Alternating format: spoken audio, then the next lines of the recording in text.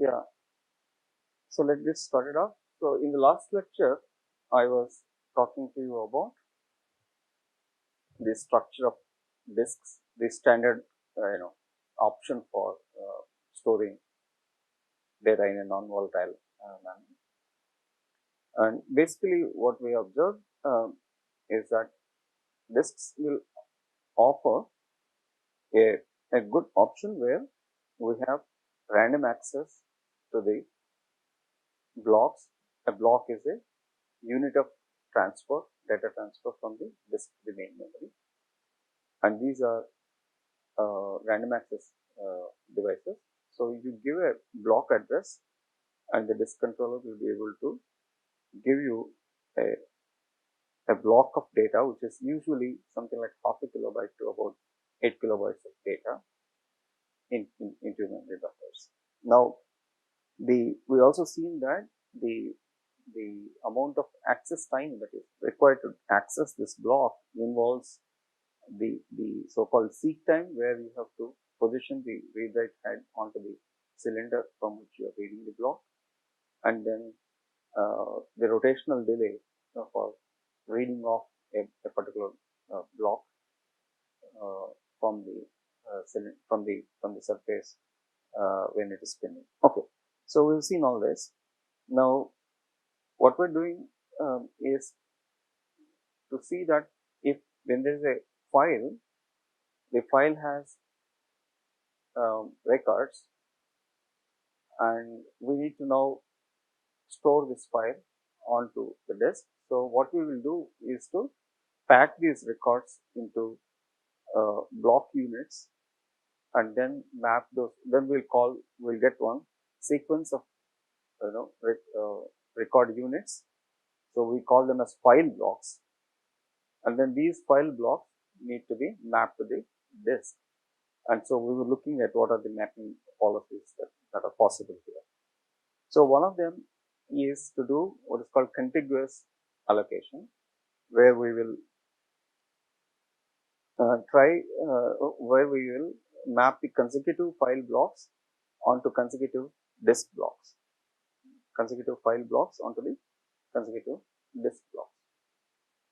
Now, the advantage of this is that if you want to do a scanning of the entire file, it can be done very fast, because the file blocks are all on the consecutive disk blocks. So we have seen the notion of consecutivity. Basically, consecutive means from an access time point of view, these blocks that are there on a certain one particular cylinder are said to be close to each other, right? And then the next cylinder, etc. Next adjacent cylinder. No, but the downside of this kind of a contiguous allocation is that when you're trying to include a new block into a file block, actually into your file data, then that file block has to go into since our policy of storing consecutive file blocks and consecutive disk blocks, somewhere in the middle that new block has to be inserted. So if you have to insert a new block somewhere inside, in between several other blocks on the disk, then if you're roughly trying to insert it in the middle, then it involves reading off half the blocks of the data file and writing them back, which is a very costly operation, right? So first of all, reading itself is yeah. So and then reading so many blocks is a lot of cost. Okay. Then on the other extreme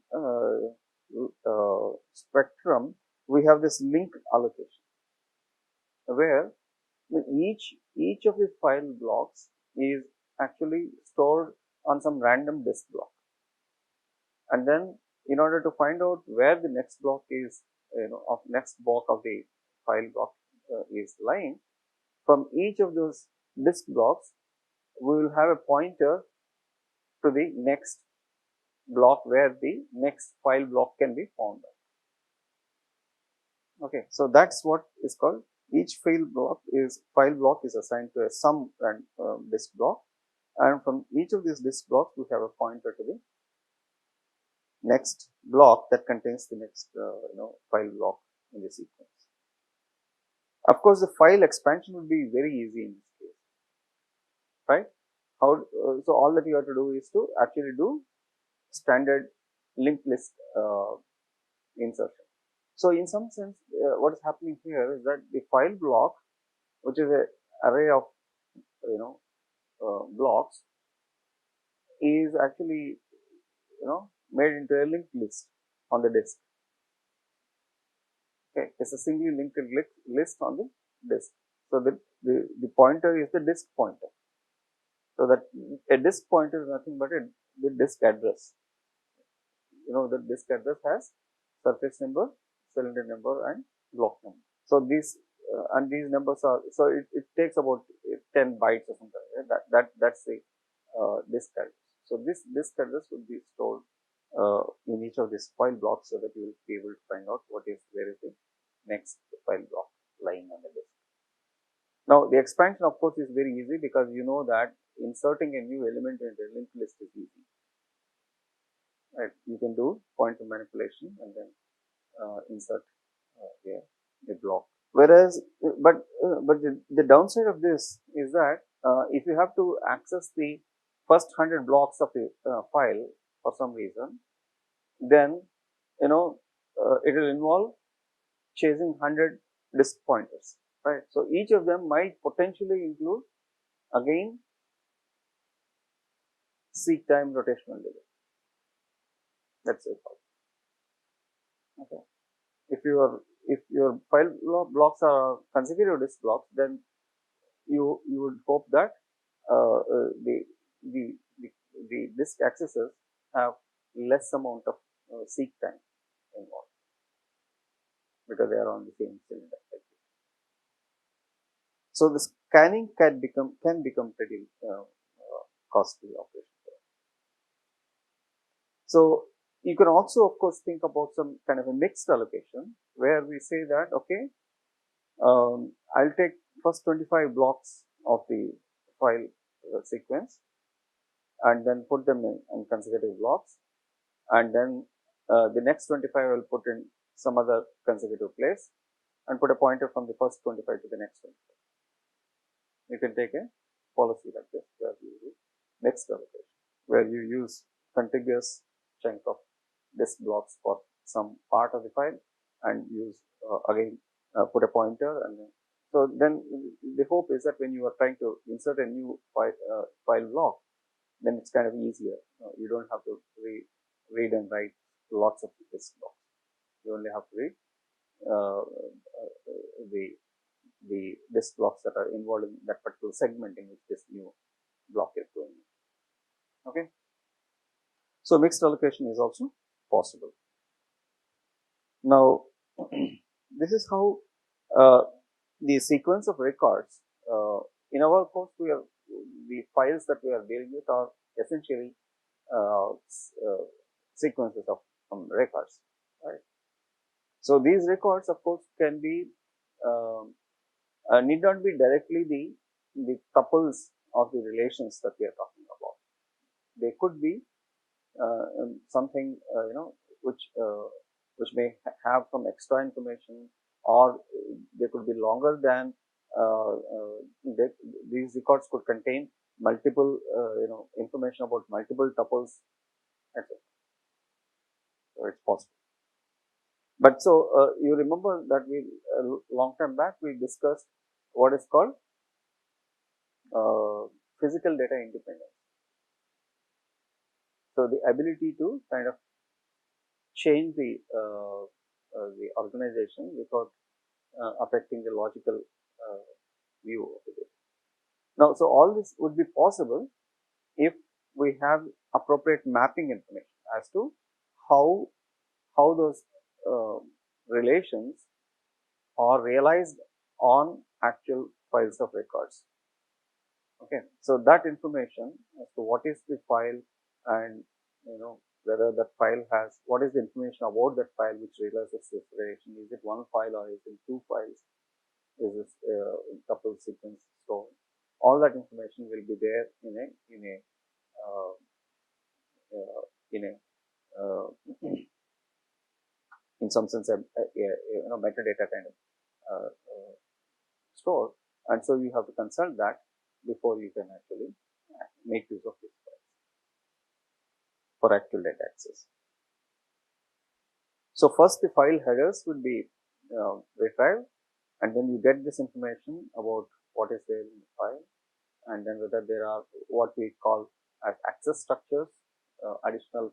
So we're going to discuss what are called disk data structures. We have seen normal data structures, memory data structures, and data structures.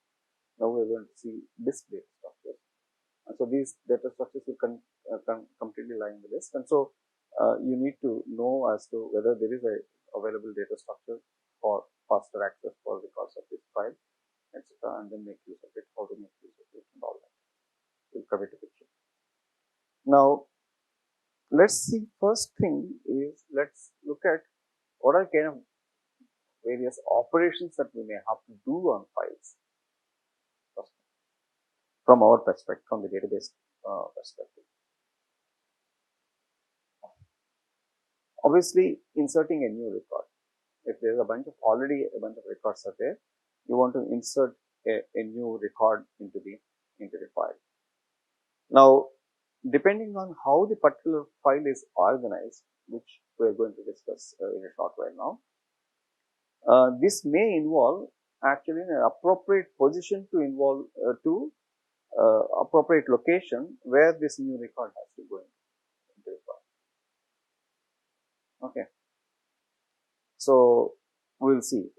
So this will become clear when we discuss what are called file organizations, how are files organized. Deletion of a record, obviously. So deletion of a record involves first locating the record. Where is it exactly? Which block of the disk is it? So that might involve some kind of search, and then delete that particular record from that block. It may involve movement of other records in case there is a policy about say contiguous allocation or something. Updating a record field or fields is in some sense equivalent to deleting the old record and inserting a new record. And then search for a record. So given some value of the either the key field or the non-key field, etc. Given values of some of these fields, you have to locate either a record or records that have the specific value for those fields. This is a very often required operation on files. And then range search. So we may get two values for the either the key field or the non-key field. And then we will be requested to get all those records that have values between these two minimum and maximum values that are being given. The range has been given. So that's called the range search. Now, how successfully we'll be able to actually carry out these operations will crucially actually depend on something called the organization of the file,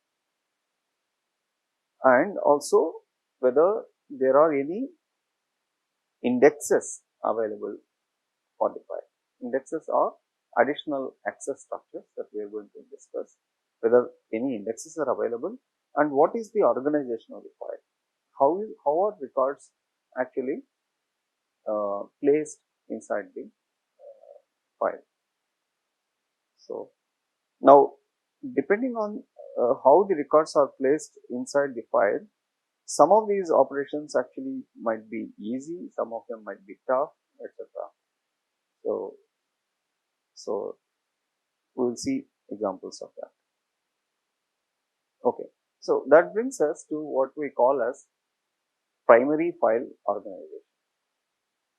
The primary file organization is basically some kind of a logical policy that we use, a method that we use for placing records into file blocks. What is the method?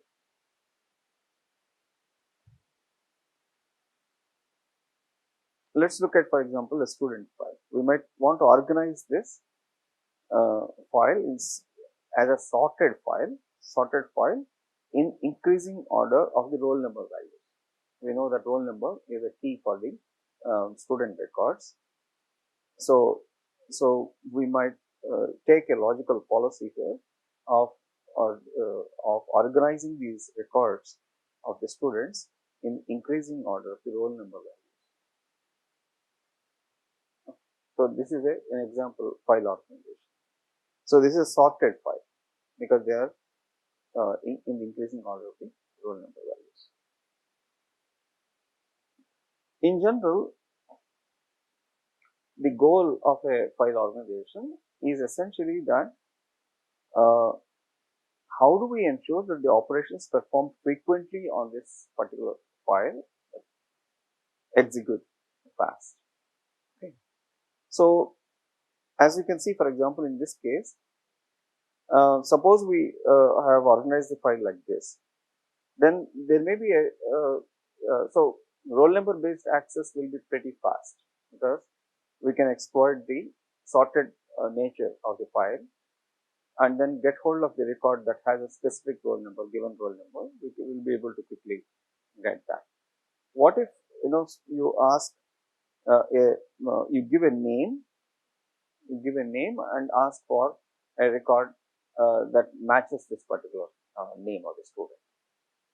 So we don't have any other means other than scanning the file and then start from the first data record and then keep on searching for this particular name and then find out all those student files that have matching values with this name.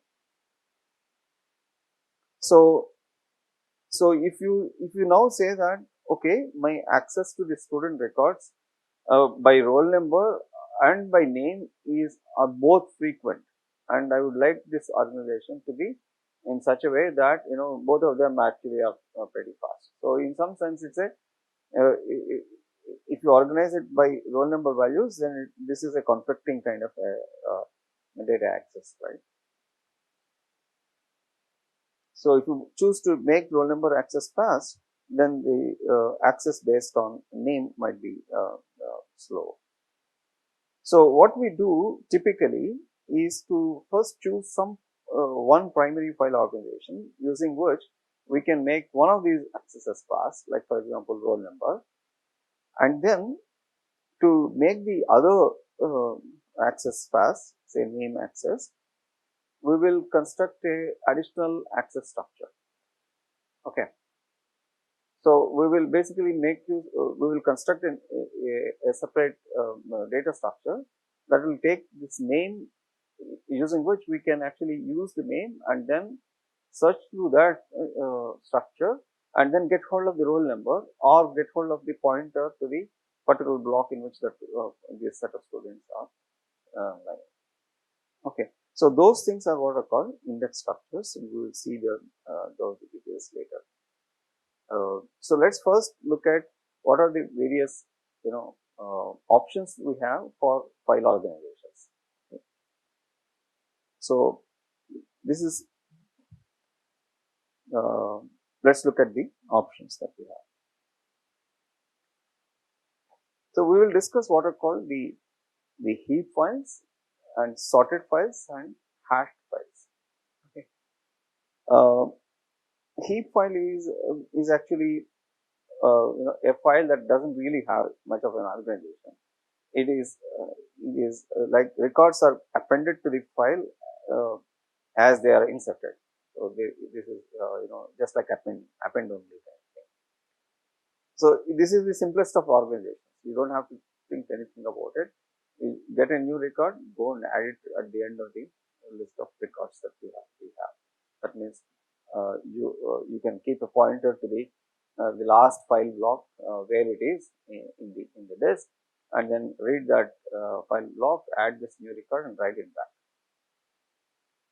Okay, so inserting a new record is done pretty quickly.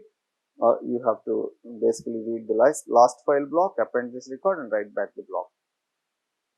But then locating a record given some values of any of these attributes would be a nightmare, because basically you just have to scan the entire file.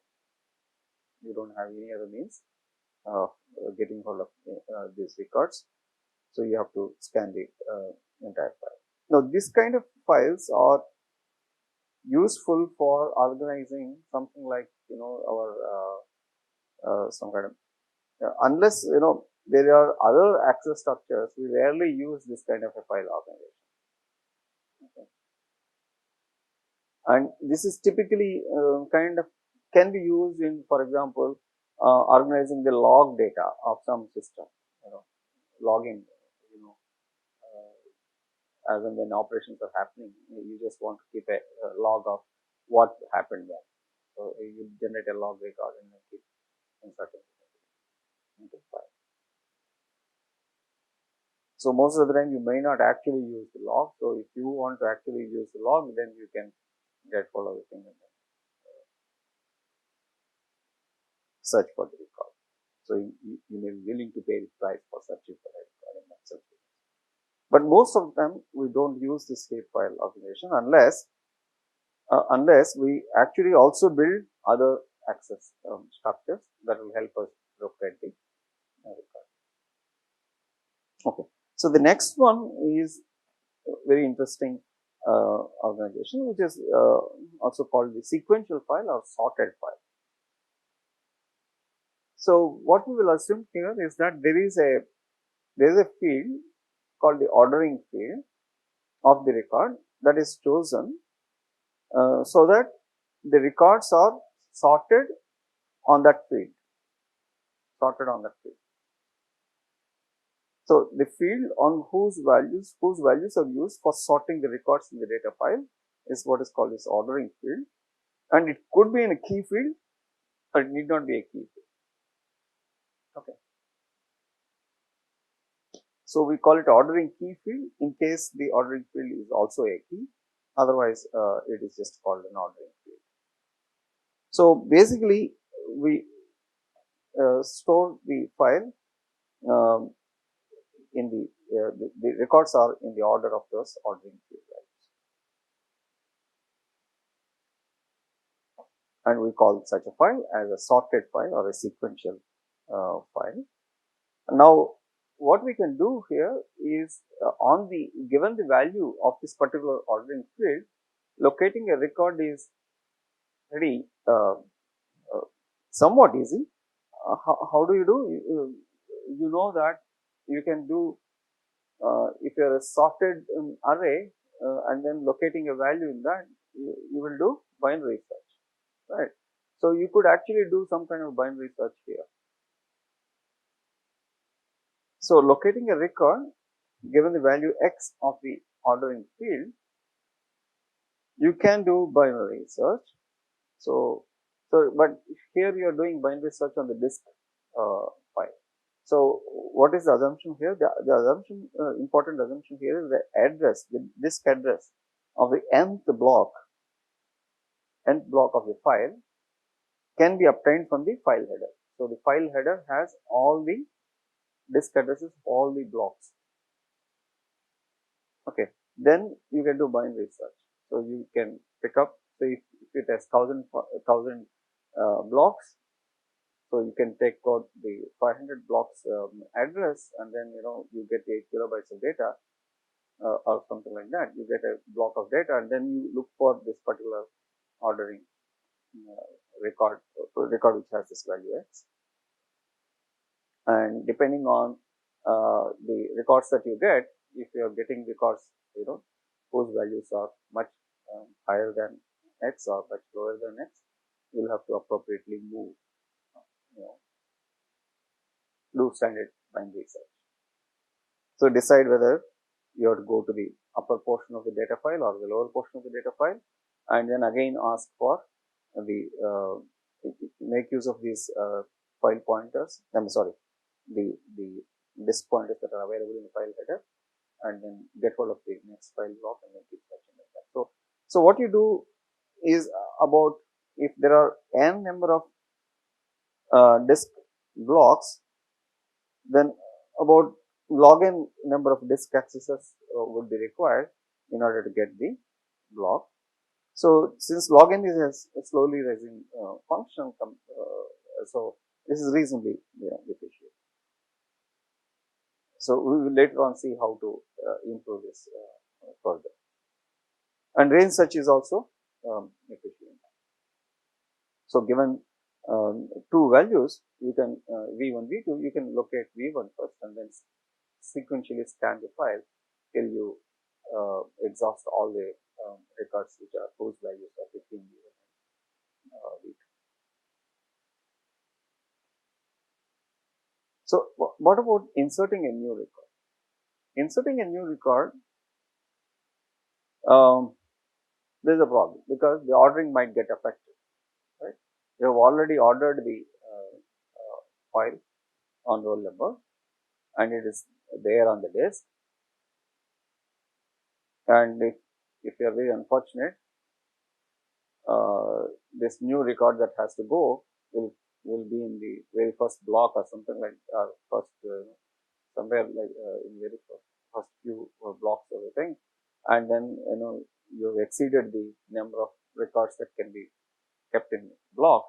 So this the overflow block has to go into the next block and so on. All blocks will get affected, right?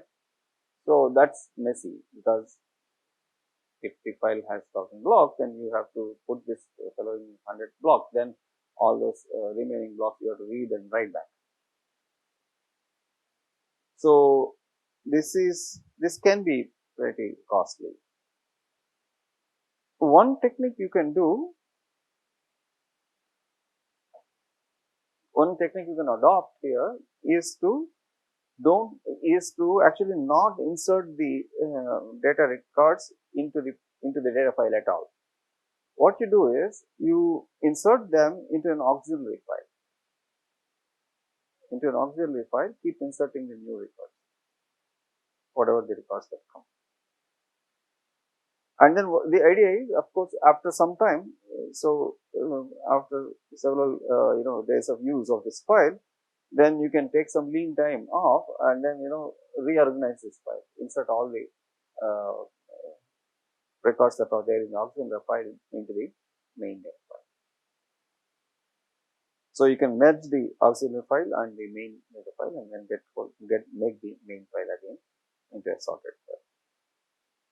So if you are using an auxiliary file, then for locating a record, you first do a search on the auxiliary file first, because there are a fewer number of records there and they'll probably be just fitting in a few blocks.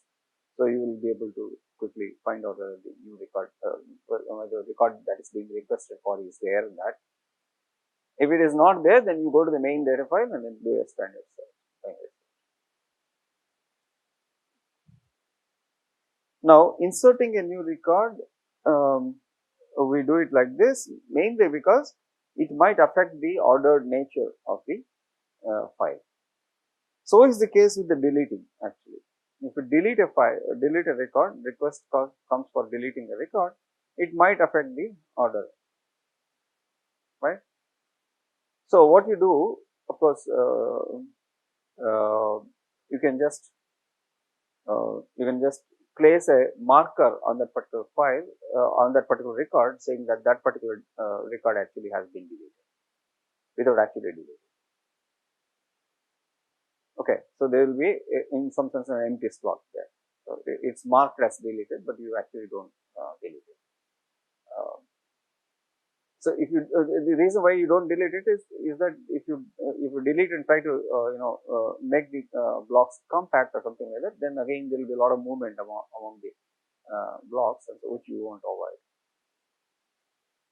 So what you do is so both these techniques have to be used. You use an auxiliary file to keep inserted records as the file is in operation. Use auxiliary file to keep inserted records, and use deletion markers to mark deletions.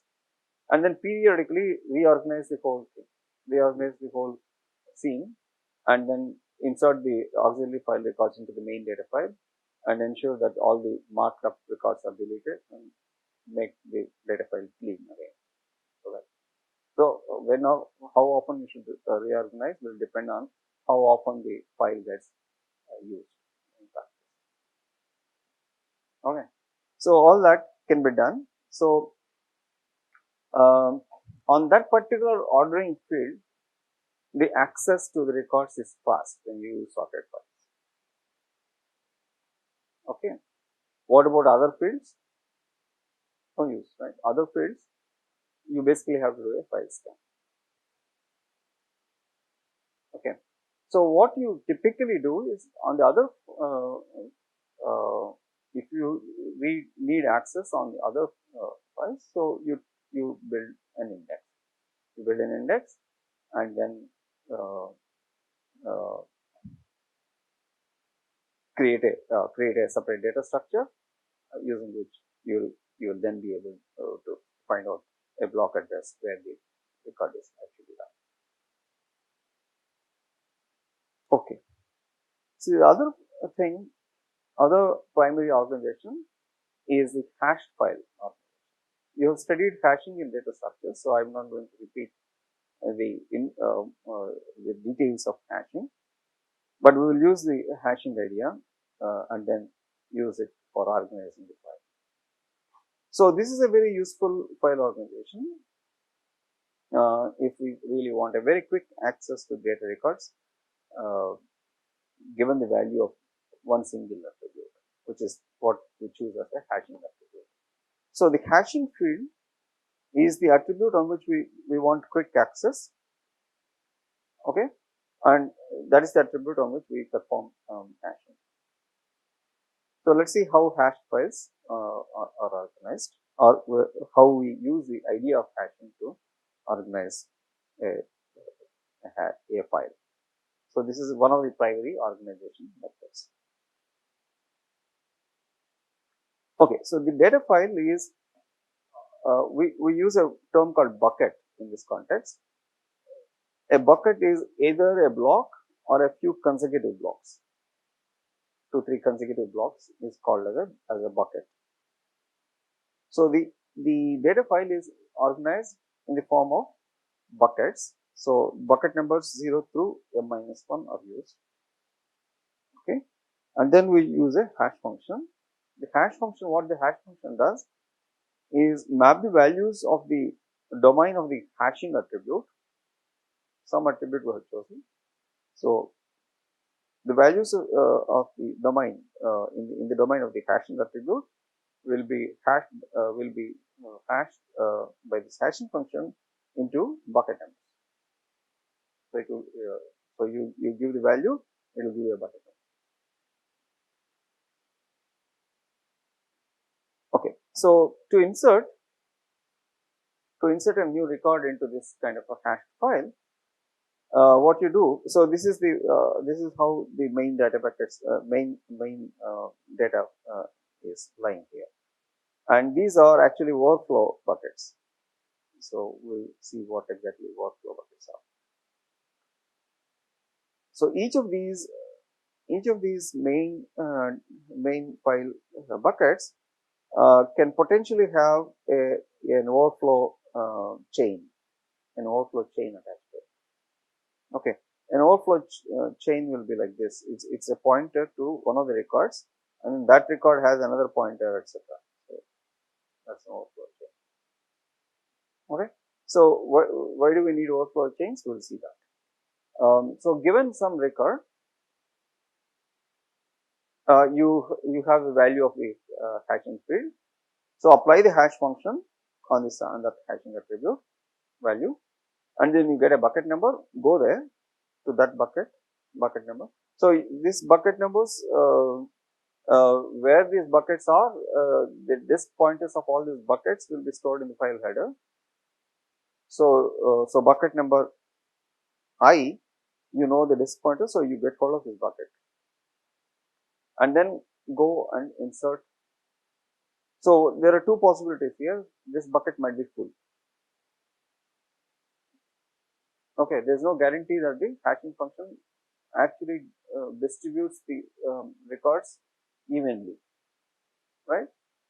It might be skewed, you don't know, right? So this bucket actually might actually be full. If that is the case, then insert the new record into the workflow chain. If it is not, if there is some space here where you can, if there is a frame where you can put this, insert this data record, well and good, insert it. Otherwise, you chase this workflow chain, and then basically this is something like a buddy list, right? So you have you can take a free slot from here. You can take a free slot from here, put your record there, adjust this workflow chain to point to that, and then from that you can put a pointer to the next record that was there originally in the workflow chain, like splicing a new record into this workflow chain. So you can do that right in the beginning by using one of these free slots that are available in the workflow buckets. So you would have probably studied in data structures course as to how to maintain the free list, the available free slots can be can themselves be actually arranged as a list. So you can take out one item from that list and insert that frame into this workflow chain and put that record in that place. So that's how we can handle overflows into main data buckets. Okay, so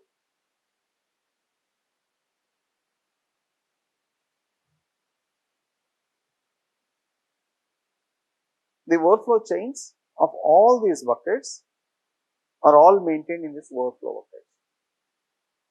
Okay, so there will, in the file header there will be a pointer to the workflow bucket and the free list, actually the free list, so that you can, in case necessary, borrow an item from the free list, use it to put your record, and then adjust the free list. Okay. Now deleting record is also similar, because all that you have to do is first use the hash function, get hold of the locate the record which has to be deleted by applying this hash function. Then remove that R from the bucket and or the workflow chain, wherever it is. It's possible that, supposing there is a no workflow chain, then it is there in the bucket, you can just remove it. If there is a workflow chain for the bucket, then there are two possibilities. The record might be here or might be in the workflow chain.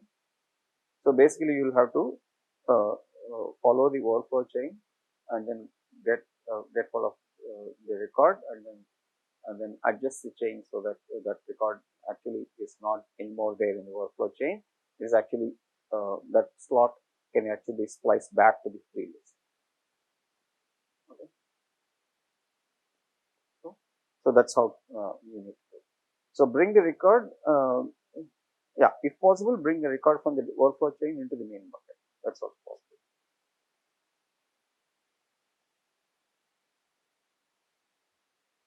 Yeah, for example, if a slot becomes empty here, because of deletion, you might actually bring in the first record that is there in the workflow chain into the main bucket and then cut short the workflow chain.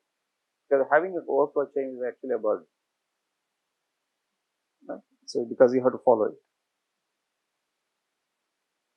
So search can be done given the hash field value k, compute this R, which is the hash of hash k, get the bucket R, and basically search for the record.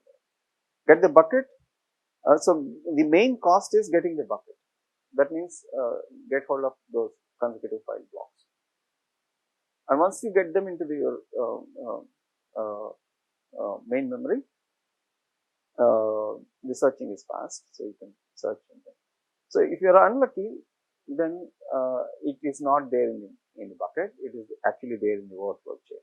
Then you'll have to really, that operation will be a little costly because you have to do several disk access.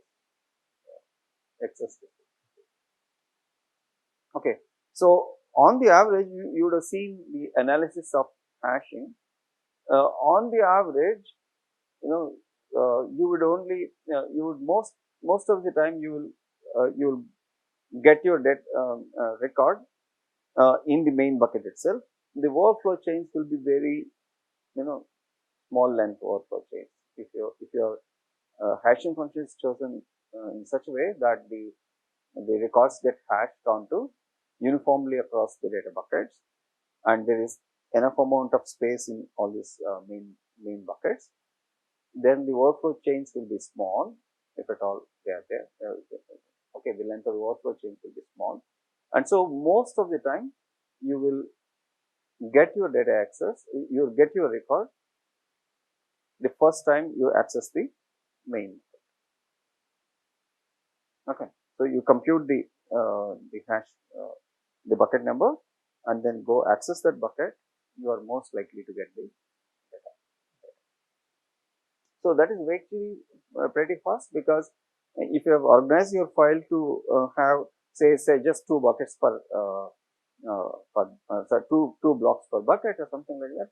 So you're just making a couple of block accesses and getting all of your data record. Irrespective of how many number of actual blocks are there in the data file. So this is one of the organizations that gives you very quick access to records, which if you have the value of the hashing attribute. Okay.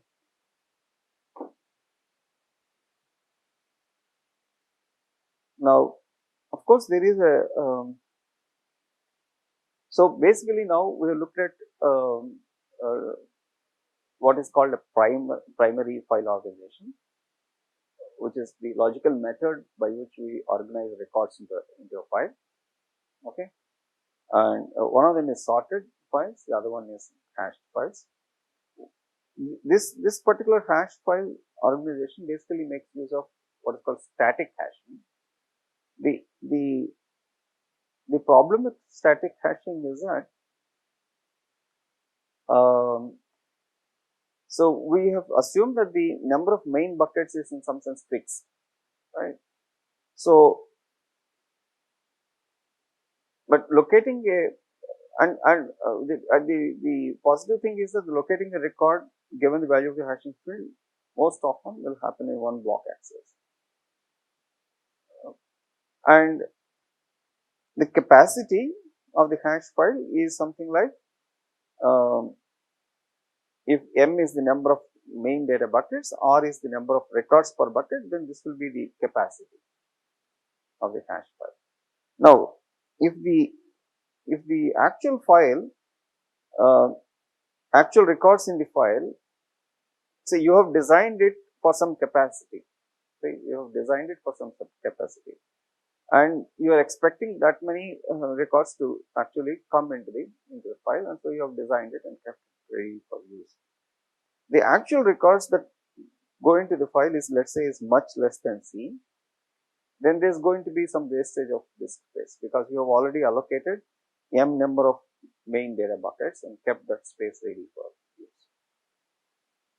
If the actual number of records is much more than C, then obviously the overflow chains will become longer, because you're hashing a lot more records into the structure than it was designed for, and so obviously main data file buckets will overflow, and so overflow buckets have to be used, and so overflow chains will be long, and so the data access will suffer. Okay. So data access will become costly. So these are the issues with hash files. So these are this, of course, similar kind of issues also are there with sorted files. Okay. So we have to look at organizations that can actually help us grow the file or shrink the file, and then the organization, can adjust itself but still give you a good performance. So that's another aspect we will see. If the file is not a static file, but it keeps growing and shrinking, how do we organize that kind of files? So static hashing is good for files whose size you have some good idea about, and then you don't expect more than say 10% or something like that excess records into the file. Okay, so